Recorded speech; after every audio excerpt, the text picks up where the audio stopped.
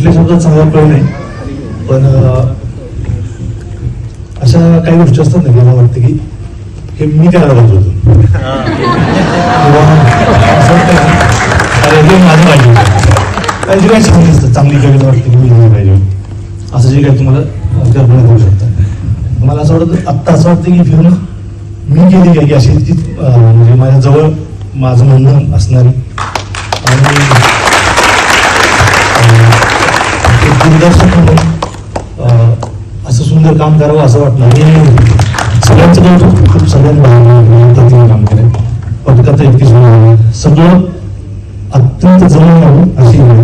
आणि महाराष्ट्राची मराठीची म्हणजे मराठी फिल्म कशी असावी तर अशी फिल्म असावी.